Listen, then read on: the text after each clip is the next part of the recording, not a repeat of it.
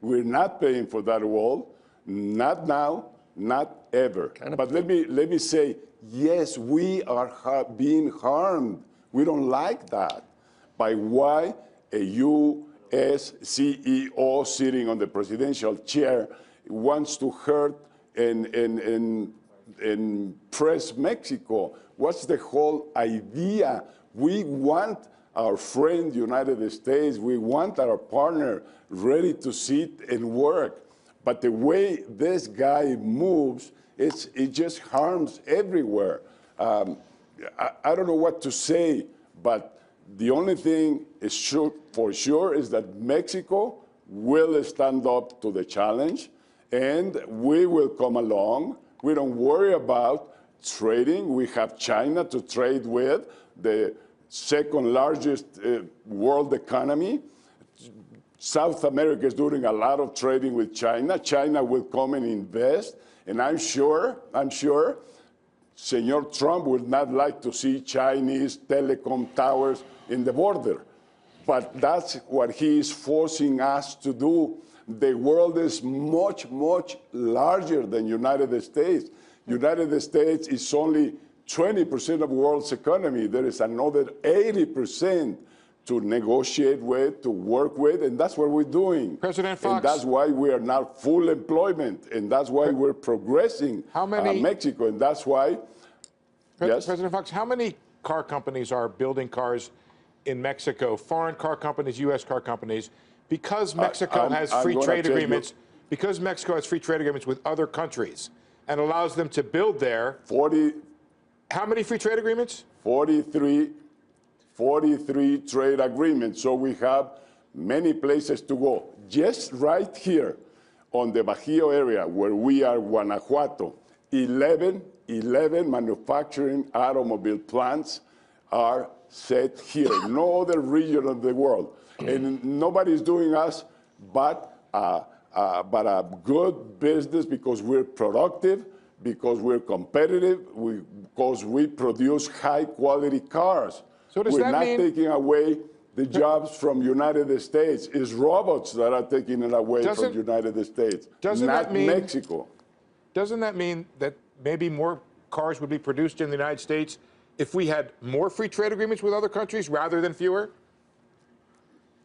You produce cars in the United States at such a high price and such a mediocre quality that you cannot compete. You cannot compete manufacturing in the United States. That's why Ford, Chrysler, General Motors went broke 5 years ago, and taxpayers again had to rescue those corporations. It's incredible. Like the Chancellor Merkel said, the day United States produces high-quality cars, competitive in price, you will have markets. Today, by joining up the production in Mexico, in United States, and Canada, they are back to business, Ford, Chrysler, and General Motors. If they are going to be on that corralito, if they're going to be within four walls within United States, imagine you will lose 80% of the world's market.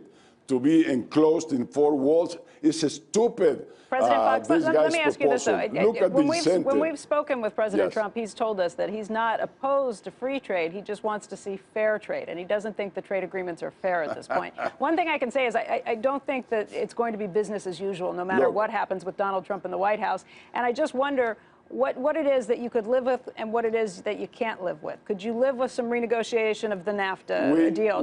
Are you opposed to the wall, or is it just paying for the wall that you're opposed to? Because there's a lot of bombast on both sides. We don't want it, but we can live without United States. We don't want it, but we can live without United States. But I'm asking, is there any room for renegotiation, or if the Trump administration says that we want to renegotiate, so there is room for renegotiation. What are something you can live with? Yeah, 100% open for negotiation, President Peña in Mexico.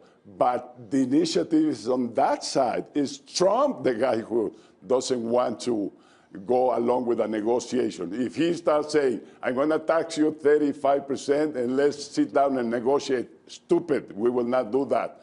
We know how to deal. He's not the only good deal maker person. We know how to negotiate, we know how to deal. And we don't want to yes. Is there a way that both sides could come out winning? I mean, I look at this, and because it's gotten so bombastic, I wonder if there has to be a clear winner and a clear loser, or if you see a way that both sides could actually come together. Yes, yes, yes. The day CEO Trump respects others, he will be respected. As long as he doesn't respect anybody, not even his own citizens, and not even respects media. So the day he respects people, people will respect him. Until then, I would not call him a president. I will call him CEO. Hey there, thanks for checking out CNBC on YouTube. Be sure to subscribe to stay up to date on all of the day's biggest stories. You can also click on any of the videos around me to watch the latest from CNBC. Thanks for watching.